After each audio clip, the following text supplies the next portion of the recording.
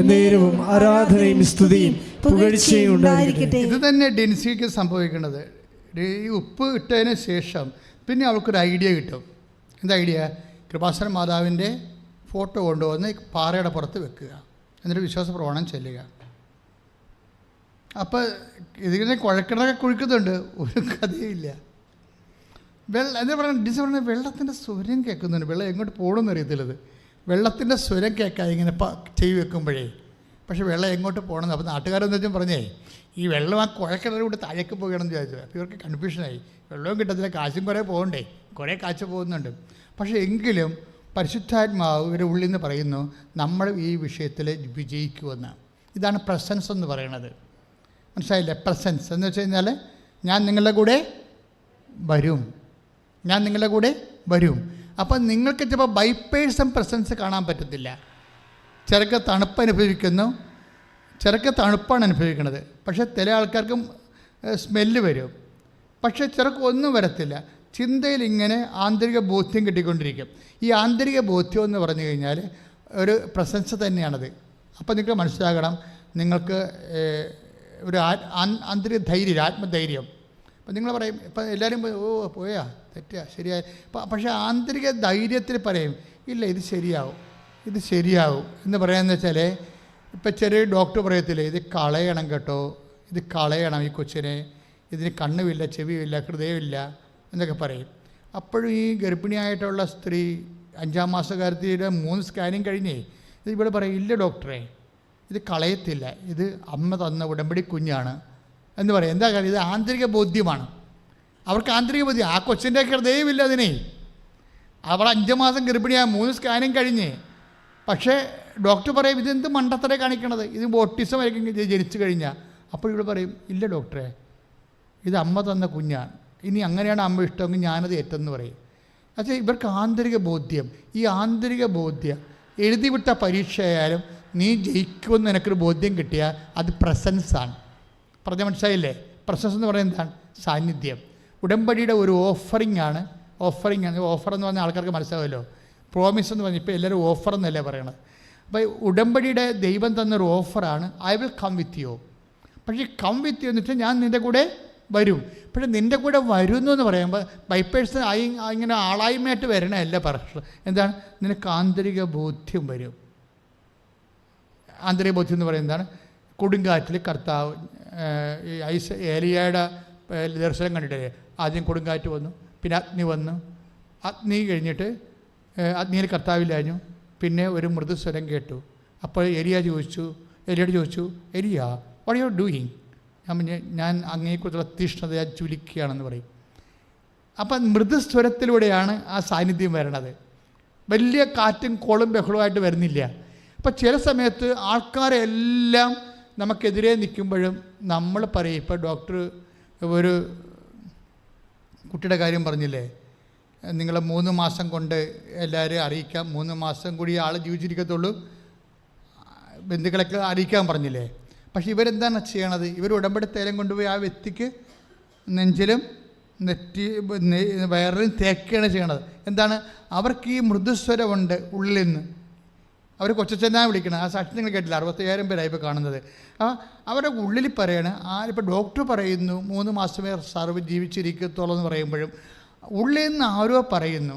ഏലിയായോട് പറഞ്ഞ പോലെയാണ്. അഗ്നിക്ക് ശേഷം കൊടുങ്കാറ്റുണ്ടായി, കൊടുങ്കാറ്റിൽ കർത്താവില്ലായിരുന്നു. അതിനുശേഷം പെരുമഴ പെയ്തു, പെരുമഴയിലും കർത്താവില്ലായിരുന്നു. പിന്നീട് ഒരു മൃദുസ്വരം ഞാൻ കേട്ടു. എന്നോട് ചോദിച്ചു, ഏലിയ what you are you doing here? നീ എന്ത് ചെയ്യുന്നു? അപ്പോൾ ഞാൻ പറഞ്ഞു, ദൈവമായ കർത്താവേ, അങ്ങയെക്കുറിച്ചുള്ള തീഷ്ണതയാൽ ഞാൻ ജ്വലിക്കുകയാണെന്ന് പറഞ്ഞു. ഇതാണ് സംഭവം. ഈ തീഷ്ണതയായി ജ്വലിക്കണത് ദൈവത്തിന് അറിയാൻ പാടില്ലേ ഇവൻ തീഷ്ണതയായി ജ്വലിപ്പുള്ള ആളാണെന്ന്? പക്ഷേ എങ്കിലും അവൻ്റെ വായുന്നത് കേൾക്കാൻ ദൈവത്തിന് എന്നാ കൊതിയാണ്. ദൈവവേദലെ എന്നെ കേൾക്കുമ്പോൾ നീ ഇപ്പോൾ ദൈവത്തെയാണ് കേൾക്കണത്. എന്താ കാര്യം എന്ന് പറയും, ഞാൻ ദൈവമായത് കൊണ്ടല്ല, കർത്താവിൻ്റെ വചനം പറയുന്നത് കൊണ്ടാണ്. ദൈവവചനം നിങ്ങളുടെ അടുക്കിലേക്ക് വന്നു, അവർ ദേവന്മാരെന്ന് വിളിച്ചു എന്ന് പറയുമ്പോൾ നിങ്ങളും ദേവന്മാരാണെന്ന് ഈശോ പറഞ്ഞിട്ടുണ്ട്. എന്താ കാര്യം? ദൈവവചനം ആരെ കേൾക്കുന്നുവോ, ആരെ അക്സെപ്റ്റ് ചെയ്യുന്നുവോ അവർ ദൈവത്തിൻ്റെ സന്തതികളാണ്. കൈയടിച്ച് കർത്താവ്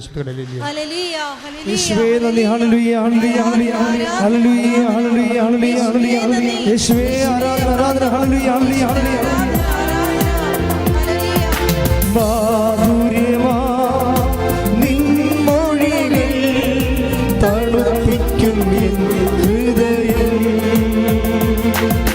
മാധുര്യമാ നിൻ മൊഴികൾ തണുപ്പിക്കും എൻ ഹൃദയം ആരാധ്യൻ യേശുപരാ വണങ്ങുന്നു ഞാൻ ആരാധ്യൻ ഒരുമിച്ച് ആരാധ്യൻ യേശുപരാ വണങ്ങുന്നു ഞാൻ തേജസ്സേയും നിൻ മുഖവിൻ ഹൃദയത്തിനാനന്ദമേ കൈകൾ നിൻ കൈകൾ എൻ കണ്ണുനീർ തുടയ്ക്കുന്നതറിയുന്നു ഞാൻ നിൻ കൈകൾ നിൻ കൈകൾ എൻ കണ്ണുനീർ തുടയ്ക്കുന്നതറിയുന്നു ഞാൻ ആരാധ്യൻ യേശുപരാ വണങ്ങുന്നു ഞാൻ പ്രിയനേ തേജസ്സേയും നിൻ മുഖവിൻ ഹൃദയത്തിനാനന്ദമേ Praise the Lord. ഇപ്പോൾ പരിശുദ്ധാത്മാവ് നമുക്ക് പകർന്നു തന്നുകൊണ്ടിരിക്കുന്ന ഒരു ജ്ഞാനമെന്ന് പറയണത് ആന്തരിക ബോധ്യങ്ങളെ പരിശോധിക്കാനാണ്. മനസ്സിലായില്ലേ? ആന്തരിക ബോധ്യങ്ങൾ. ഇപ്പം നീ ഒരു വെഞ്ചറിൽ ഇടപെട്ടിരിക്കുകയാണ്, ഒരു പരീക്ഷ എഴുതിക്കൊണ്ടിരിക്കുകയാണ്. അപ്പോൾ നിൻ്റെ കൂട്ടുകാരെല്ലാം നേരത്തെ പരീക്ഷ എഴുതി രാജ്യം വിട്ടുപോയി, നീ മാത്രം ഒറ്റപ്പെട്ട് ഇവിടെ കിടക്കുകയാണ്. നീ ഇപ്പം നിൻ്റെ കല്യാണം, നിൻ്റെ ബന്ധുക്കളും നിൻ്റെ പ്രായക്കാരെല്ലാം കല്യാണം കഴിച്ചു പോയി, ഓരോ വീട്ടിലുള്ള. നിൻ്റെ അമ്മ നിന്നെ കാണുമ്പോൾ മോന്തം കയറ്റിക്കണം, നീ അമ്മയെ കാണുമ്പോൾ മോന്തം കയറ്റിക്കണം, നിൻ്റെ കാര്യം കട്ടപ്പോവുകയാണ്. അപ്പോഴും ഉടമ്പടി എടുക്കുമ്പോൾ നിനക്ക് കർത്താവ് ആന്തരിക ബോധ്യം തരും. എന്താണ്? നിൻ്റെ ജീവിത പങ്കാളി എൻ്റെ കയ്യിലുണ്ട്. ആന്തരിക ബോധ്യമാണ്. എന്താ പ്രശ്നം വെച്ച് കഴിഞ്ഞാൽ എപ്പോഴും ഈശോ പറയുന്നൊരു കാര്യമുണ്ട്. ദൈവികമായ കാര്യങ്ങളെ ആന്തരിക ബോധ്യം കിട്ടിക്കഴിഞ്ഞാൽ, ഇപ്പം എന്നോട് ഈശോ പണ്ട് പറയുമായിരുന്നു, നീ കടലിൽ പോകണം, കടലിൽ പോയി കുമ്പസാരിപ്പിക്കണമെന്ന് പറയും. അപ്പം ഞാനിത് വല്ല അച്ഛന്മാരോട് പറഞ്ഞാൽ ഓർക്കും ഈ മനുഷ്യന് ഇപ്പം തന്നെ ഭ്രാന്താണെന്ന് വിചാരിക്കും. ഞാൻ ആരോടും പറഞ്ഞില്ല. ഞാൻ കടലിൽ പോയി, 10 കൊല്ലം പോയി. കടലിൽ ബോട്ടുകാരെ വള്ളക്കാരൊക്കെ ബോട്ട് കടലിൽ വിളിച്ചു കൂട്ടി. എന്നിട്ട് ഞാൻ ഈ കൊച്ചു വള്ളത്തിൽ ചെന്നിട്ട് ഈ ഏണി വെച്ച് വേറൊരു വലിയ വള്ളത്തിൽ കയറും, അല്ലെങ്കിൽ ബോട്ടിൽ കയറും. എന്നിട്ട് അവിടെ എല്ലാം ബോട്ടെല്ലാം വെഞ്ചരിച്ചിട്ട് ഞാൻ ചോദിക്കും, മാസങ്ങളായിട്ട് കുമ്പസാരിക്കാത്തവരുണ്ടോ എന്ന് ചോദിക്കും. എന്നിട്ട് അവരുണ്ടെന്ന് പറയുകയാണെങ്കിൽ 1-2 പേരെ അവിടെ വെച്ച് കുമ്പസാരിപ്പിക്കാം. ഞാൻ ആരോടും പറഞ്ഞില്ലല്ല. ഇത് പറഞ്ഞിരുന്നെങ്കിൽ അതായത് പാരമ്പര്യ മത്സ്യത്തൊഴിലാളികൾ പോലും സമ്മതിക്കത്തില്ല. കാര്യം എന്താ? കടൽ തെക്കൻ ഡിസംബർ മാസം എന്ന് പറയുമ്പോൾ പെട്ടെന്ന് കടൽ കൂടുന്ന സമയമാണ് തെക്കൻ കടലെന്ന് പറയും. ഈ സാധനം വന്നു കഴിഞ്ഞാൽ നമ്മളിട്ടുണ്ട് അമ്മാനം ആടും, ചിലപ്പോഴീ കയറണ കയറ്റത്തിൽ പടത്തിൽ താഴെ വീഴും. പക്ഷേ അത്രയും വിഷയമുണ്ടെങ്കിലും ഞാൻ ആരോടും പറഞ്ഞില്ല. ആന്തരിക ബോധ്യം കിട്ടിയ പറയരുതെന്ന് ഈശോ പറഞ്ഞിട്ടുണ്ട്. പറഞ്ഞ മനസ്സിലായില്ലേ? ആന്തരിക ബോധ്യം. നീ അതിൽ ഉറച്ചു നിൽക്കണം. നീ ആന്തരിക ബോധ്യം കിട്ടാൻ ഇടനെഞ്ചിലൊന്ന് കൈവച്ചേ, നെറ്റിയിലും കൈവെക്കണം. കർത്താവായ ഈശോയെ പുറപ്പാട് 33 14 പറയുന്ന പോലെ കർത്താവിന്റെ സാന്നിധ്യം ഉറപ്പുവരുത്തുന്ന ഉടമ്പടി ചെയ്തിരിക്കുന്ന ഞങ്ങൾക്ക് ജീവിത മണ്ഡലങ്ങളിലെ ദൈവത്തിന്റെ സാന്നിധ്യം ആന്തരിക ബോധ്യമായി വരുമ്പോഴ് അത് തിരിച്ചറിഞ്ഞ് അതിൽ ഉറച്ചു നിൽക്കുവാൻ ഞങ്ങൾക്ക് ജാഗ്രതയുടെ അഭിഷേകം നൽകണമേ. ബുദ്ധിയെയും മനസ്സിനെയും പരിശുദ്ധാത്മാവിനാൽ അഭിഷേകം ചെയ്യണമേ. ദൈവത്തിന്റെ വചനങ്ങള് ദൈവത്തിന്റെ അടയാളങ്ങള് ഗ്രഹിക്കുവാൻ ഞങ്ങളുടെ ഹൃദയങ്ങളെ അങ്ങ് അഭിഷേകം ചെയ്യണമേ. ശ്രദ്ധിക്കട്ടെ.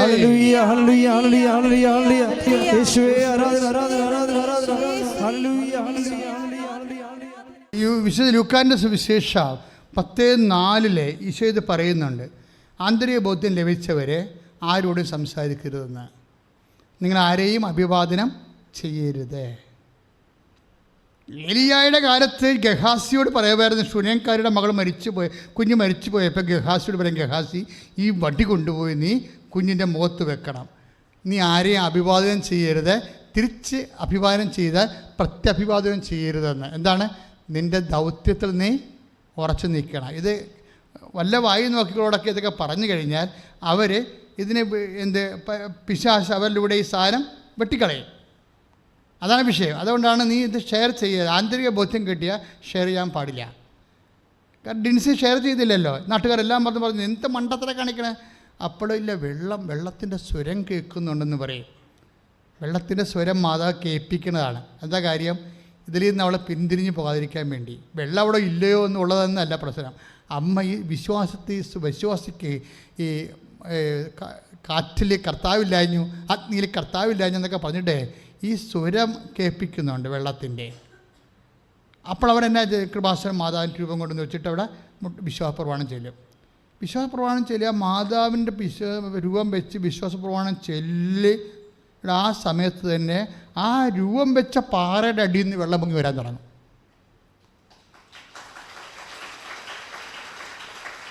അതാണ് ഇന്നത്തെ സാക്ഷ്യം. ഇന്നിടാൻ പോകുന്നുണ്ട്. അത് കേട്ടേക്കണം. ഈ ഉടമ്പടിയുടെ രീതി എന്ന് പറയണത് അതാണ് അച്ഛൻ പറയുന്നത്, നിങ്ങൾ വളരെ ശ്രദ്ധയോടും പേടിയോടും വളരെ പേടിൻ്റെ ആവശ്യമില്ലാത്ത പേടി വേണ്ട. പട്ടിണിയെ പേടിക്കണ പോലെയും പാമ്പിനെ പേടിക്കണ പോലെ ദൈവത്തെ പേടിക്കരുത്. ദൈവത്തെ സ്നേഹം കൊണ്ടാണ് പേടിക്കേണ്ടത്. ദൈവം എൻ്റെ കഴിവിനേക്കാളും വിശുദ്ധിയേക്കാളും ഉപരി എന്നെ ദൈവം സ്നേഹിക്കുന്നല്ലോ. റവറൻഷ്യൽ ആൻഡ് ലവിങ് ഫിയറാണ് നമുക്ക് വേണ്ടത്. അല്ലാതെ ഒരു ക്ഷുദ്രജീവിനെ പേടിക്കണ പോലെ ദൈവത്തെ പേടിക്കരുത്. ദൈവത്തെ പേടിക്കണം, പക്ഷെ അത് റവറൻഷ്യൽ ആൻഡ് ലവിങ് ഫിയറാണ് വേണ്ടത്. എന്ന് പ്രാർത്ഥിച്ച കർത്താവേ, അങ്ങയോട് ആദരവും ബഹുമാനവും അങ്ങയുടെ സാന്നിധ്യത്തിലെ എൻ്റെ അയോഗ്യതയോർത്തുള്ള പശ്ചാത്താപവും എല്ലാം കൊണ്ട് എന്നെ അഭിഷേകം ശ്രദ്ധിക്കട്ടെ. ഹല്ലേലൂയ, ഹല്ലേലൂയ, ഹല്ലേലൂയ, ഹല്ലേലൂയ. യേശുവേ ആരാധന, ഹല്ലേലൂയ, ഹല്ലേലൂയ, ഹല്ലേലൂയ. യേശുവേ സ്തുതി, ഹല്ലേലൂയ, ഹല്ലേലൂയ, ആരാധന, ആരാധന. കൈകൾ വീശിക്കൊണ്ട്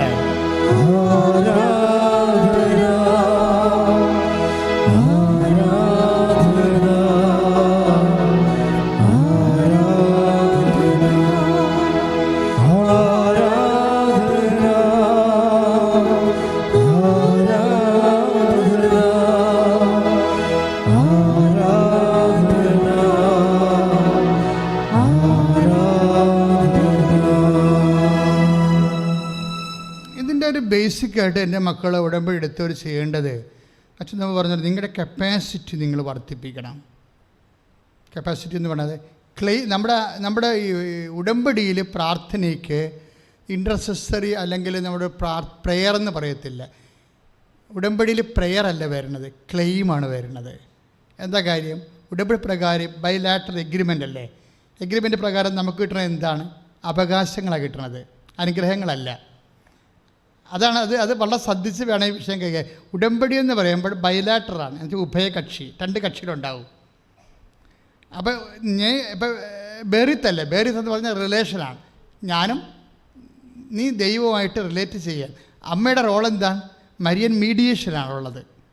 മീഡിയേഷൻ എന്ന് വെച്ചാൽ നമ്മളിവിടെ ചെയ്യണത് എന്താണ്? നോഹിനോട് ചെയ്ത ഉടമ്പടിയല്ല, എബ്രാഹത്തിനോട് ചെയ്ത ഉടമ്പടിയല്ല, മോസസിനോട് ചെയ്ത ഉടമ്പടിയല്ല. എന്താണ്? ഇത് മരിയൻ ഉടമ്പടിയാണ്. മരിയൻ ഉടമ്പടിയുടെ പ്രത്യേകത വെച്ചാൽ ഇപ്പം എബ്രാഹത്തിനോട് ഉടമ്പടി ചെയ്തെങ്കിലും അതിന് എബ്രാഹത്തിന് മാധ്യസ്ഥനില്ലല്ലോ.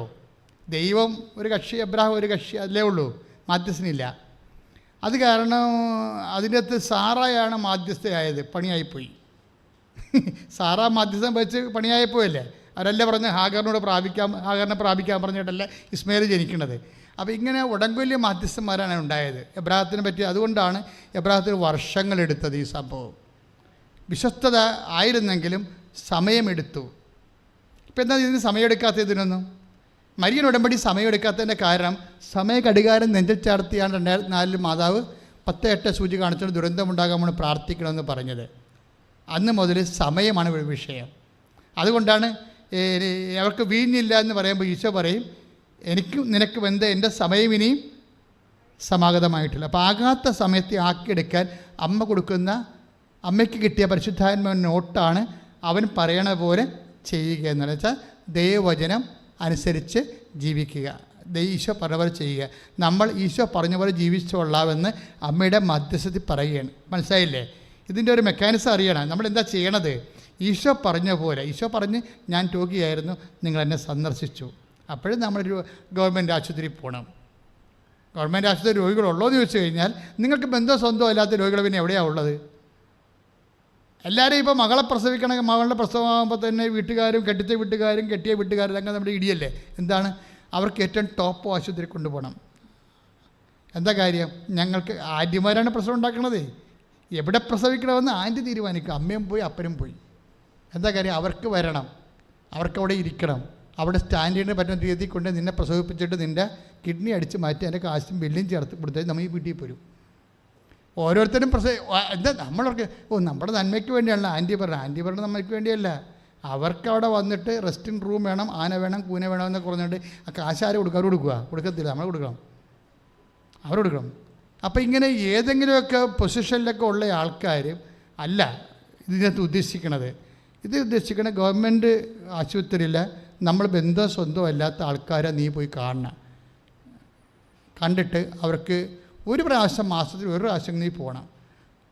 ഒരു പുതിയ ഭക്ഷണങ്ങളൊക്കെ വാങ്ങിച്ചു കൊടുക്കണം. കാര്യം ഒത്തിരി പേര് അവിടെ ബൈസ്റ്റാൻഡേഴ്സിന് പോലും ഭക്ഷണം ഇല്ലാത്ത ആൾക്കാർ ഞാൻ കണ്ടിട്ടുണ്ട്. കാര്യം എനിക്ക് ഗവൺമെൻറ് ആശുപത്രിയെക്കുറിച്ച് പലപ്പോഴും ഇപ്പോൾ എനിക്ക് സമയമില്ലാത്തതുകൊണ്ട് പണ്ട് ഞാൻ എപ്പോഴും പോകുമായിരുന്നു മെഡിക്കൽ കോളേജിൽ. എനിക്ക് പോണത് തന്നെ ഒരു ഇഷ്ടമായിരുന്നു. എൻ്റെ ഇടവകയിൽ ആരെങ്കിലും മെഡിക്കൽ കോളേജിൽ കിടക്കണമെന്ന് കഴിഞ്ഞാൽ അപ്പം പോകും വെട്ടിയെടുത്ത്. എന്തിനാണ്? അവരുടെ കൂടെ നമുക്ക് 10-30 പേരെ കാണാൻ പറ്റും. രോഗികളെയൊക്കെ കണ്ട് പ്രാർത്ഥിക്കാനും വിഷയം കേൾക്കാനും. ചിലപ്പോൾ ഒരു പ്രാർത്ഥന മതിയായിരിക്കും അവർ പോരാ രക്ഷപ്പെടാൻ വേണ്ടി. അപ്പോൾ അതെന്താ പ്രശ്നം വെച്ചാൽ നീ അങ്ങനെ ഒരു മൈൻഡ് സെറ്റ്, ഒരു മിഷൻ മൈൻഡ് ഉണ്ടാകണം. കർത്താവിന് നിന്നെ വെയിറ്റ് ചെയ്ത് നോക്കുമ്പോഴേ നിന്നെക്കൊണ്ട് ദൈവത്തിന് എന്താണ് പ്രയോജനം? നീ 60 കൊല്ലം 30 കൊല്ലമൊക്കെ ജീവിച്ചിട്ടേ എന്താണ് കർത്താവിനൊരു പ്രയോജനം ഉണ്ടായത്? ഒരു പ്രയോജനമില്ല. അതാണ് പ്രശ്നം. ആ ഒരു ഗ്യാപ്പാണ് ഉടമ്പടി ഫില്ല് ചെയ്യാൻ പറയണത്. എന്ത് ചെയ്യും? അപ്പോൾ അങ്ങനെ ഫില്ല് ചെയ്യുമ്പോൾ എന്ത് സംഭവിക്കും? നിൻ്റെ കപ്പാസിറ്റി വർദ്ധിക്കും. കപ്പാസിറ്റി എന്നറിയാവില്ല, അത് പ്രധാനപ്പെട്ട കാര്യമാണ്. ഇപ്പം ഞാൻ പറഞ്ഞില്ലേ 10 കൊല്ലം കടലിൽ പോയി ജീവൻ പണയം കഴിച്ച് ആൾക്കാരൊക്കെ അത് കപ്പാസിറ്റിയാണത്. അത് കർത്താവിന് വേണ്ടി ആ ജോലി ചെയ്തതിൻ്റെ ബേസ്മെൻ്റ് ഉണ്ട് നമുക്ക്. അപ്പോൾ എന്തെങ്കിലും നിങ്ങൾക്ക് ക്യാൻസർ പോസ്റ്റേജ് ആണെന്ന് പറയുമ്പോൾ ഞാൻ പറഞ്ഞു കർത്താവേ ഞാൻ കടലിൽ ജീവിതം പണയം വെച്ച് നിൻ്റെ ആത്മാവിനെ നേടാൻ വേണ്ടി വന്ന കാര്യം നീ ഓർക്കണേന്ന് ചോദിക്കും. അത് നമ്മുടെ കപ്പാസിറ്റി ക്ലെയിമാണ് നമുക്കത്. പ്രേക്ഷിത പ്രവർത്തനമാണ് ക്ലെയിം, അല്ല അച്ഛനായതല്ല ക്ലെയിം. നമ്മൾ ചെയ്ത പ്രേക്ഷിത പ്രവർത്തനങ്ങളുണ്ട്, കർത്താവിനെ ആൾക്കാർക്ക് കൊടുക്കാൻ വേണ്ടി ചെയ്തിട്ടുള്ള കാര്യങ്ങളുണ്ട്. അതാണ് ക്ലെയിം എന്ന് പറയും. ഇതുപോലെ നിങ്ങൾക്ക് ഉടമ്പടി ക്ലെയിമുണ്ട്. എന്താണ്? നിങ്ങളോട് ഞാൻ പറഞ്ഞിട്ടുണ്ട്, പത്രം കൊണ്ടേ കൊടുക്കണം. നിങ്ങൾ തന്നെ ആരെ ഏൽപ്പിക്കരുത്, നിങ്ങൾ തന്നെ കൊടുക്കണം. എന്തിനാണ്? ഈശോനെ അറിയാത്തവരെ അറിയാൻ നിങ്ങൾ പ്രാർത്ഥിച്ച് കൊടുക്കണം. വെറുതെ കൊടുത്താൽ പോരാ. കർത്താവേ ഈ പത്രം വായിക്കുന്നവർ ഇതിന് മുഴുവൻ ഉടമ്പടി സാക്ഷ്യങ്ങളാണല്ലോ. 120 സാക്ഷ്യങ്ങളുണ്ട് ഉടമ്പടിയുടെ. ഏറ്റവും മേജർ സാക്ഷ്യങ്ങൾ. ഇത് കണ്ടവൻ തല കറങ്ങി വീഴും, കർത്താവിനെ തിരക്കി ഓടി വരും. അപ്പോൾ പ്രാർത്ഥിക്കണം. പ്രാർത്ഥിച്ച് കർത്താവ് ദൈവമേ, ഞാൻ കൊടുക്കുന്ന സാക്ഷ്യപത്രം വായിക്കുന്നവരെ നിന്നെ അറിയുവാനും ആത്മരക്ഷ പ്രാപിക്കുവാനും നിന്നിൽ നിന്ന് ആശ്വാസവും നേടുവാൻ ഇടയാക്കണമേ. എന്നെ സുവിശേഷത്തിന്റെ ഉപകരണവും സാക്ഷിയുമാക്കണമേ. എൻ്റെ മക്കൾ, ഇതിനകത്ത് കഴിവൊരു പ്രശ്നമാണ്. ഇപ്പം വ്യക്തികൾ, ഞാൻ പറഞ്ഞ വ്യക്തികൾ അവരുടെ സാധ്യതകളെ രണ്ടാമത് പുനർസ്റ്റേറ്റ് ചെയ്യണം. അതായത് വ്യക്തികൾ നിങ്ങൾക്ക് ഉള്ള കഴിവില്ലേ, ഇപ്പം നമ്മുടെ കഴിവനുസരിച്ചാണ് നമുക്ക് ദൈവമായിട്ട് നമ്മുടെ കപ്പാസിറ്റി വർദ്ധിപ്പിക്കണത്. ഇപ്പം നിങ്ങൾ എന്തുമാത്രം പ്രാർത്ഥന ദൈവത്തിന് വേണ്ടി, ദൈവത്തിൻ്റെ വചനം അവൻ പറയണ പോലെ ചെയ്യുകയല്ലേ. അതുകൊണ്ടാണ് നമ്മുടെ ഇഷ്ടക്കാരെ പോയി കാണരുതെന്ന് പറഞ്ഞതിൻ്റെ കാരണം. നമ്മുടെ ഇഷ്ടക്കാരൊക്കെ കിടപ്പുണ്ടാകും, ബന്ധുക്കൾ, സ്വന്തപ്പെട്ട ഫ്രണ്ട്സൊക്കെ കിടപ്പുണ്ടാകും. അതല്ല പ്രശ്നം. അതുവരെ കാണണ്ടെന്നല്ല, അവരെ കണ്ടുകൊണ്ട് റിട്ടേൺസ് ഒന്നുമില്ല. എന്താ കാര്യം? അതെല്ലാം കടമയാണെന്ന് പറയും ഈശോ. നിങ്ങളെ ബന്ധു സ്വന്തം ആൾക്കാരൊക്കെ പോയി കണ്ട് പ്രാർത്ഥിച്ചു കഴിഞ്ഞാലേ അതൊക്കെ നിങ്ങളുടെ കടമയാണെന്ന് ഈശോ പറയും. കാര്യം നിങ്ങൾ അവളിൽ നിന്ന് ഏതെങ്കിലും കാലത്ത് എന്തെങ്കിലും കൈപ്പറ്റി കാണുമല്ലോ. അതല്ല ഈശോ, നിങ്ങളുടെ പ്രതിഫലം നിങ്ങൾ നേരത്തെ സ്വീകരിച്ചിട്ടുണ്ട് എന്നല്ല ഈശോ പറയണത്. പ്രതിഫലത്തിന് എന്താണ് അവകാശം എന്നൊക്കെ ഈശോ ചോദിക്കുന്നത് എന്താണ്? പ്രതിഫലത്തിന് അവകാശം വേണമെങ്കിൽ നമുക്ക് പ്രതിഫല ബന്ധമില്ലാത്ത ആൾക്കാരെയാണ് പ്രേക്ഷിത പ്രവർത്തനത്തിന് വേണ്ടി നമ്മൾ തിരഞ്ഞെടുക്കേണ്ടത്. അപ്പോഴാണ് കപ്പാസിറ്റി കൂടുതൽ. ഇപ്പോൾ പത്രോസും പൗലോസും ആർക്കാണ് കപ്പാസിറ്റി കൂടുതൽ? പത്രോസും പൗലോസും ആർക്കാണ് കപ്പാസിറ്റി കൂടുതൽ? പറഞ്ഞോ, ആർക്കാണ് കപ്പാസിറ്റി കൂടുതൽ? ചിലർ പറയും പൗലോസിനാണെന്ന്, പക്ഷെ ഞാൻ പറയും പത്രോസിന് തന്നെയാണെന്ന് പറയും. അതെന്താ കാര്യം എന്ന് വെച്ച് കഴിഞ്ഞാൽ, പൗലോസിനോട് ഈശോ പറഞ്ഞത് എന്താണ്? അനനിയാസ് പറയും, ഇവൻ പ്രശ്നം ഉണ്ടാക്കി നടക്കുന്ന പാർട്ടിയാണ്, ഇവൻ യെരുശലേമിൽ പോയി ക്രിസ്ത്യാനിയൊക്കെ കൊന്നിച്ച് നടക്കുന്ന സാവൂളാണ്, കൊലപാതകയാണെന്ന് പറയുമ്പോൾ നോ, ഈശോ പറയും അങ്ങനെയൊന്നുമില്ല. 9:15 നടപടി പുസ്തകത്തിൽ 9:15 ഇവൻ ഞാൻ തിരഞ്ഞെടുത്തിരിക്കണം, അവനെ ഇസ്രയേലിലും രാജാക്കന്മാരുടെ മുമ്പിലും അവൻ എനിക്ക് എൻ്റെ നാമം വഹിക്കുന്ന പാത്രമായിരിക്കും എന്ന് പറയും. അവൻ വലിയ പ്രേക്ഷിത പ്രവർത്തകനായിട്ട് ഞാൻ അവനെ തിരഞ്ഞെടുത്തിരിക്കുക, എൻ്റെ നാമം. പക്ഷെ പത്രോസിനോട് പറയണത് അതല്ല പറയണത്. പത്രോസിനോട് പാത്രം എന്നല്ല പറയണത്, വിരിപ്പാണെന്നാണ് പറയണത്. അവൻ കേപ്പായിൽ അവന് കഫർനാമിൽ അവൻ്റെ കുടുംബത്തിൽ ഇരുന്നുകൊണ്ട് പ്രാർത്ഥിച്ചുകൊണ്ടിരിക്കുന്ന സമയത്ത് പെട്ടെന്ന് അവൻ ദർശനം കണ്ടിട്ട് ഒരു വിരിപ്പ്, ആകാശത്തുനിന്ന് 4 മൂലയ്ക്ക് പിടിച്ചിറക്കിയ ഒരു വിരിപ്പ് കാണുവന്. 15:15 നടപടി പുസ്തകത്തിൻ്റെ വിരിപ്പ് ഇറങ്ങി താഴേക്ക് വരുമ്പോൾ ലോകത്തിലുള്ള മുഴുവൻ ജീവജാലങ്ങളെ കണ്ടിട്ട് 10 ദിവസം ഞെട്ടിട്ട് പറയും, അഗ്ലി, എന്താ കഷ്ടമാണ്. അപ്പോൾ പറയും, ദൈവം പറയും, കൊന്ന് തിന്നടാ എന്ന് പറയും. ഞാൻ തിന്നത്തില്ല, ലോകത്തിലുള്ള വൃത്തികെട്ട സാധനമൊന്നും ഞാൻ കഴിക്കത്തില്ലെന്ന് നിനക്കറിയത്തില്ല, ദൈവത്തോട് ചോദിക്കും. അപ്പുറം ഞാൻ വിശുദ്ധീകരിച്ചതാണെന്ന് പറയും. അപ്പോൾ എന്താണ് അത്? വിരിപ്പ് എന്ന് വെച്ച് കഴിഞ്ഞാൽ, അപ്പോൾ കൊർണേലിയസിൻ്റെ വീട്ടിൽ നിന്ന് ഒരാൾ വന്നിട്ട് പുറകെ വന്ന് കൊട്ടും. അപ്പോൾ തുറക്കുമ്പോൾ 2 പേര്, എന്താ? കൊർണേലിയസിന് എൻ്റെ വീട്ടിലോട്ട് നിന്നെ വിളിക്കാൻ വേണ്ടി വന്നതാണ്. 10 ദിവസം ഒന്നും മിണ്ടാതെ പോവും. എന്താ കാര്യം? ഈ വിരിപ്പിൽ ഇറങ്ങിയിരിക്കുന്നത് എന്താണ്? കർത്താവ് ലോകം മുഴുവനും ഇവനെ ഏൽപ്പിച്ചിരിക്കുക. ലോകം മുഴുവനും 16:15 മർക്കോസിൻ്റെ സുവിശേഷം എന്താ പറഞ്ഞിരിക്കുന്നത്? ലോകം മുഴുവനും പോയി സർവ്വസൃഷ്ടികളോടും സുവിശേഷം പ്രസംഗിക്കാൻ. അപ്പോൾ ലോകത്തിലേക്ക് പൗലോസ് 4 സ്ഥലത്തേക്ക് പോയെങ്കിൽ 4 പ്രേക്ഷിത യാത്ര നടത്തിയെങ്കിൽ മറ്റുള്ള 11 ശിഷ്യന്മാരെ കൊണ്ട് ലോകം മുഴുവനും കൊണ്ടുവിടാൻ വേണ്ടിയുള്ള അപ്പോസ്തലന്മാരുടെ അപ്പോസ്തലനായിട്ട് 10 ദിവസം ഉയർത്തിയിരിക്കണം. കൈ ഇടിച്ച് കർത്താവിനെ സ്തുതിക്കുക. യേശു ഹല്ലേലൂയ ഹല്ലേലൂയ ഹല്ലേലൂയ ഹല്ലേലൂയ യേശുവേ ആരാധന ആരാധന ആരാധന ഹല്ലേലൂയ ഹല്ലേലൂയ പ്രൈസ് ലോർഡ് പ്രൈസ് ലോർഡ്. അപ്പോൾ നടപടി 10:11 ആണ് ഈ വിരിപ്പെന്ന് പറയുന്നത്. ഞാൻ ഇത് ഇപ്പോൾ പറയാൻ കാര്യം എന്നറിയാം, ഇത് എനിക്ക് വെളുപ്പിനെ പ്രാർത്ഥിക്കുമ്പോൾ ഈശോ തന്നൊരു നോട്ടാണ്, അതിപ്പോൾ നിങ്ങൾക്ക് പകർന്നു തരേണ്ടത്. ഇതെല്ലാം ഫ്രഷ് ആയിട്ടുള്ള സാധനമാണ്. ഇത് ഇന്ന് രാവിലെ വെളുപ്പിനെ ഈശോ 3:30 4 മണിക്കോ സംസാരിച്ച വിഷയമാണ്. എന്താ ഈ തരണം വെച്ച് കഴിഞ്ഞാൽ, നിങ്ങൾ ഇതുപോലെ പത്രോസാണ് പൗലോസാണെന്ന് പറഞ്ഞാലും കപ്പാസിറ്റിയിൽ വ്യത്യാസമുണ്ട്. നിങ്ങൾ നിങ്ങളുടെ കപ്പാസിറ്റി വർദ്ധിപ്പിക്കണം. അപ്പോൾ ക്ലെയിം താനേ ഉണ്ടാവും. നിങ്ങൾക്കിപ്പോൾ കോൺഫിഡൻസ് ഇല്ലല്ലോ. കോൺഫിഡൻസ് എന്ന് പറയുന്നത് നമ്മുടെ ക്ലെയിമാണ്. അതിൻ്റെ ബേസ്മെൻറ്റ് നമ്മുടെ കപ്പാസിറ്റിയാണ്. നിങ്ങൾ പ്രേക്ഷിത പ്രവർത്തനത്തിലൂടെ മാത്രമേ കപ്പാസിറ്റി വർദ്ധിപ്പിക്കാൻ പറ്റത്തുള്ളൂ. വിശ്വസ്തത കഴിഞ്ഞാൽ പിന്നെ അതെല്ലാം പ്രകടിപ്പിക്കുന്നതിലൂടെയാണ്, പ്രവൃത്തിയിലൂടെയാണ് പ്രവർത്തിക്കുന്നത്. മനസ്സിലായില്ലേ? പ്രവൃത്തി എന്ന് പറയുന്നത് ആത്മാവിൻ്റെ വീണ്ടെടുപ്പ് പ്രവർത്തനമാണ്, എന്തെങ്കിലും പ്രവർത്തനമല്ല. പഞ്ചായത്ത് പാലം ഒടിഞ്ഞു കിടക്കുകയാണെങ്കിൽ സ്വാഭാവികമായിട്ട് ആൾക്കാർക്ക് പോകാൻ പറ്റുകയില്ലെങ്കിൽ ആ പാലം നിനക്ക് നേരെ നന്നാക്കി ഇടാം. പക്ഷേ ഒരു പ്രശ്നമുണ്ട്, എന്താണ്? നാമം വഹിക്കണം. അടുത്ത പ്രാവശ്യം ഇലക്ഷന് വേണ്ടി നിൽക്കാൻ വേണ്ടിയായിരിക്കും, അപ്പം നിൻ്റെ നാമം മാത്രമായിരിക്കും അത്. എൻ്റെ നാമം വഹിക്കുന്ന പാത്രമായിട്ട് അവൻ ഉയർത്തുമെന്ന് പറഞ്ഞു കഴിഞ്ഞാൽ, ഒരു പ്രേക്ഷിതൻ 9:15 നടപടി പുസ്തകത്തിൽ വഹിക്കേണ്ട നാമം യേശു ക്രിസ്തുവിൻ്റെ നാമമാണ്. അവൻ്റെ നാമത്തിൻ്റെ മഹത്വത്തിന് വേണ്ടിയാണ് നീ അഭിഷേകം ചെയ്തിരിക്കുന്നത്. അതിന് നമുക്ക് സ്വാഭാവികമായിട്ട് തോന്നാൻ സാധ്യതയുള്ളത് ഷെയിമാണ്. ഇപ്പോൾ MD ഡോക്ടറാണ് നീ, അല്ലെങ്കിൽ നീ ഒരു ഓഫീസിൻ്റെ മെയിൻ ആളാണ് എന്നൊക്കെ പറഞ്ഞില്ലേ, ഇതിലൊക്കെ. പക്ഷേ പ്രേക്ഷിത പ്രവർത്തനത്തിന് മുമ്പിൽ നീ എന്തുമാത്രം ഉന്നതനുള്ള വ്യക്തിയാണെങ്കിൽ, നീ കർത്താവിന് വേണ്ടി നീ നിന്നെ തന്നെ സമർപ്പിച്ച് കഴിയുമ്പോൾ നിൻ്റെ ഔന്നത്യം പിന്നെയും വർദ്ധിക്കുകയുള്ളൂ, കുറയത്തില്ല. അതാണ് ഈശോ പറയുന്നത്, മനുഷ്യരുടെ മുമ്പിൽ എന്നെ ഏറ്റു പറയുന്നവനെ പറഞ്ഞേ, എന്റെ സ്വർഗസ്ഥനായ പിതാവിന്റെ മുമ്പിൽ ഞാനും ഏറ്റുപറയും. അപ്പൊ എന്തൊരു ഉയർച്ചയാ വരണത്? എല്ലായിടത്തും തന്നെ ഏറ്റുപറയോ. നിനക്ക് ഒരു പ്രൊമോഷൻ തായോ എന്നും പറഞ്ഞു നീ ആരുടെടുത്തും കൈ നീട്ടി ഇങ്ങനെ തെണ്ടി തിരിഞ്ഞ് നടക്കേണ്ട കാര്യമില്ല. നിൻ്റെ പ്രൊമോഷൻ നിൻ്റെ കൈ കൊണ്ടും തരൂ.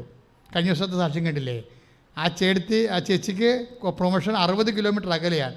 അപ്പോൾ അവൾ പറഞ്ഞു ഞാൻ പോകത്തില്ല. എന്താ, ഞാൻ ഉടമ്പടി ചേരുള്ളെന്ന്. എന്താ കാര്യം, അവിടെ അമ്മ രോഗിയായിട്ട് വീട്ടിൽ കിടക്കണേ. അവർക്ക് പണ്ട് ഭർത്താവ് രോഗിയായിരുന്നു. അപ്പോൾ അതുകൊണ്ട് ഭർത്താവിൻ്റെ പേരിൽ ഒരു ലീനിയൻ്റ് കാണിച്ചു. എന്നിട്ട് ഗവൺമെൻറ് ഓഫീസർ വരെ പോകരുതെന്നല്ല എൻ്റെ അച്ഛൻ പറഞ്ഞതിൻ്റെ കാര്യം. ഇവർക്ക് പോകാൻ പറ്റത്തില്ല, ഭർത്താവ് രോഗിയാണ്, അമ്മയും രോഗിയാണ്. അപ്പോൾ ഭർത്താവ് മരിച്ചു. അപ്പോൾ ഗവൺമെൻറ് പറഞ്ഞ് ശരി, നിങ്ങൾ ആ ഭർത്താവിൻ്റെ പേരിലാണ് നിങ്ങൾക്ക് ട്രാൻസ്ഫർ തരായിരുന്നത്, ഇപ്പോൾ ഭർത്താവ് മരിച്ചതിലേക്ക് പ്രശ്നമൊന്നുമില്ല, ക്ലെയിമൊന്നുമില്ല, മര്യാദക്ക് പോയിക്കൊള്ളാൻ പറഞ്ഞു. 60 കിലോമീറ്റർ അകലെ. അപ്പോൾ അവൾ ഒന്നും പറഞ്ഞില്ല. അമ്മയോട് പറഞ്ഞു, അമ്മേ 60 കിലോമീറ്റർ എങ്ങനെ പോകും, എൻ്റെ അമ്മ കിടക്കണ അവസ്ഥ കണ്ടില്ല എന്ന് പറയും. അപ്പോഴും ആന്തരിക ബോധ്യം കൊടുത്തു, നീ പോകത്തില്ലെന്ന് പറഞ്ഞ്. എന്നിട്ട് റിലീവിംഗ് ഓർഡർ സെൻഡ് ഓഫ് കൊടുത്തു അവർക്ക് അവിടെ നിന്ന് പോകാൻ വേണ്ടി.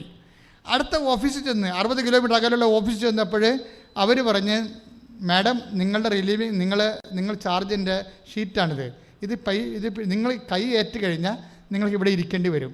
പക്ഷേ രാത്രി ഒരു ഓർഡർ ഉണ്ടായിട്ടുണ്ട്, എന്നുവെച്ചാൽ നിങ്ങൾക്ക് നിങ്ങളുടെ സ്ഥലത്ത് തന്നെ പോയി പ്രൊമോഷനായിട്ട് രാത്രി കൊണ്ട് ഓർഡർ ചെയ്യും.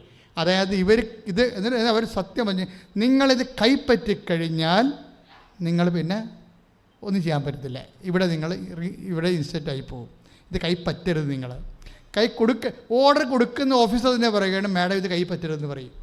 എന്താ കാര്യം, ഇങ്ങനെ ഒരു പ്രൊവിഷൻ രാത്രി ഉണ്ടായിട്ടുണ്ട്. അതുകൊണ്ട് നിങ്ങളത് വെച്ച് സെക്രട്ടേറിയറ്റുമായിട്ട് ബന്ധപ്പെട്ട് കഴിഞ്ഞാൽ നിങ്ങൾക്ക് നിങ്ങളുടെ സ്ഥലത്ത് തന്നെ പോകാം. എന്താണ്, ഉടമ്പടി ചെയ്തിരിക്കുകയാണ്. അമ്മ ഒരു തീരുമാനം എടുത്തു കഴിഞ്ഞാൽ ആ തീരുമാനത്തിൻ്റെ മുകളിലേ സത്യസന്ധമായിരിക്കും. അല്ല നിങ്ങൾക്ക് വേഷം കെട്ട് കാണിക്കാൻ വേണ്ടി മറ്റുള്ളവരെ പറ്റിക്കാനും സർക്കാരിനെ പറ്റിക്കാനും അല്ല, മറിച്ച് സത്യസന്ധമാണ് നിങ്ങളുടെ ആവശ്യമെന്നുണ്ടെങ്കിൽ അമ്മ അത് ഓണർ ചെയ്യും. പക്ഷേ ഓർഡർ ചെയ്യുമ്പോൾ ഇതുപോലെ കപ്പാസിറ്റി വർദ്ധിപ്പിച്ചിരിക്കണം. നിങ്ങൾക്കൊരു ക്ലെയിം വേണ്ടേ? ചുമ്മാ ഉടമ്പടി കൊണ്ടുവന്നിട്ട് വികാസ് പുനാൻ്റെ പെട്ടി കൊണ്ടുവന്ന് അപേക്ഷ കൊണ്ടുവന്നിട്ട് ഡംപ് ചെയ്യണ പോലെ പോയിട്ട് തോന്നിവാസം ജീവിച്ചാൽ പറ്റുക. നിങ്ങളുടെ ക്ലെയിം വർദ്ധിക്കണം. എന്താ പ്രശ്നം വെച്ച് കഴിഞ്ഞാൽ ഇതിനെല്ലാം യേശു നാമത്തെ നിങ്ങൾ വഹിക്കണം. അതാണ് എൻ്റെ നാമം വഹിക്കണമെന്ന് പറഞ്ഞതിൻ്റെ കാര്യം. അതാണ് ഒരു പ്രേക്ഷിതൻ, ഒരു കപ്പാസിറ്റി വർദ്ധിക്കുന്ന വ്യക്തി 9:15 നടപടി പുസ്തകം അനുസരിച്ചുകൊണ്ട് യേശു ക്രിസ്തുവിന് നാമം വഹിക്കണം. അവൻ്റെ നാമം വഹിക്കുക എന്ന് വെച്ച് കഴിഞ്ഞാൽ അവൻ്റെ വചനം കേൾക്കുക, അത് ജീവിക്കുക, അവന് വേണ്ടി സാക്ഷ്യം വഹിക്കുക. അത് ആര് ജാതിയും മതവും ഒന്നും നോക്കാതെയാണ് കർത്താവിന് നാമം വഹിക്കേണ്ടത്. എന്താ കാര്യം, രോഗിക്ക് വല്ല മതമുണ്ടോ? ദാരിദ്ര്യം പിടിച്ച് വിഷമിച്ച് നടക്കുന്ന ആൾക്കാർക്ക് വല്ല ജാതിയുണ്ട്? എല്ലാം ആവശ്യക്കാർ മാത്രമേ ഉള്ളൂ. ആരാണ് നിത്യജീവൻ പ്രാപിക്കേണ്ടതിന് ആരാണ് ഞാൻ എന്ത് ചോദിച്ചപ്പോൾ ആവശ്യക്കാരൻ ആരാണെന്നാണ് ഈശോ ചോദിച്ചത്. നിൻ്റെ മുമ്പിൽ കാണുന്ന ആവശ്യക്കാരൻ ആരാണ്? കാരണം കേരളത്തിൻ്റെ പുതിയ പശ്ചാത്തലത്തിൽ ആവശ്യക്കാരനല്ലല്ല, ഉടനെ ജാതി ചോദിക്കും, ഉടനെ മതം ചോദിക്കും. കർത്താവ് പറഞ്ഞു ജാതിയും മതവും എന്നല്ല ചോദിക്കേണ്ടത്, അവൻ്റെ ആവശ്യം. അതുകൊണ്ടാണ് ഞാൻ നിങ്ങളോട് പറയണത് പലപ്പോഴും, എന്താ നിങ്ങളുടെ വിഷയം എന്താണെന്ന് നോക്കത്തുള്ളൂ, വ്യക്തി ആരാണ് ഞങ്ങൾ നോക്കത്തില്ല. നിങ്ങളുടെ വിഷയം ഡ്രാസ്റ്റിക്കാണ്, നിങ്ങൾക്ക് സർവ് ചെയ്യാൻ പറ്റത്തില്ല, വിതിൻ നോ ടൈം ആണെങ്കിൽ എമർജൻസി ആയിട്ട് പിടിപ്പിച്ചിട്ട് നിങ്ങളെ ബെസ്റ്റ് ചെയ്തിരിക്കും. ഉടമ്പടി പുതുക്കി എടുത്താൽ മാത്രം മതി, പുതുക്കണ പോലും ഇല്ല, അപ്പം തന്നെ വിളിപ്പിക്കും. പക്ഷേ രേഖ അവിടെ കാണിക്കണമെന്നേ ഉള്ളൂ. ഞാൻ പറഞ്ഞു വരുന്നത് വേറെ ഒരു വചനം കണ്ടില്ല, അതുകൊണ്ട് നമ്മൾ അവസാനിപ്പിക്കുന്നത് സുവിശേഷം. അതായത് 9:26. അതായത് ഒരുവൻ എന്നെക്കുറിച്ചോ പറഞ്ഞേ, എന്റെ വചനങ്ങളെക്കുറിച്ചോ ലജ്ജിച്ചാൽ അവനെക്കുറിച്ച് മനുഷ്യപുത്രനും എന്റെ പിതാവിന്റെയും വിശുദ്ധ ദൂതന്മാരുടെയും മഹത്വത്തിൽ വരുമ്പോൾ ലജ്ജിക്കും. ഇത് ലുക്കായുടെ സുവിശേഷം 9:26. അതായത് മത്തായി 10:36 നമ്മൾ ആദ്യം വായിച്ചത് അല്ലേ? 32 എന്താണ്? മനുഷ്യരുടെ മുമ്പിൽ എന്നെ ഏറ്റു പറയുന്നവനെ എൻ്റെ സ്വർഗ്ഗസ്ഥനായ പിതാവിൻ്റെ മുമ്പിൽ ഞാൻ ഏറ്റു പറയും. അതിൻ്റെ റിവേഴ്സ് വചനമുണ്ട്. എന്താണ്? എന്നെക്കുറിച്ച് ലജ്ജിച്ചാൽ ഞാനും ലജ്ജിക്കും. ഇപ്പം കപ്പാസിറ്റി അതായത് നിങ്ങൾ വർദ്ധിപ്പിക്കുന്നതിൻ്റെ ഉദ്ദേശം എന്ന് പറയുന്നത് കർത്താവിന് നാം വഹിച്ച് പ്രേക്ഷിത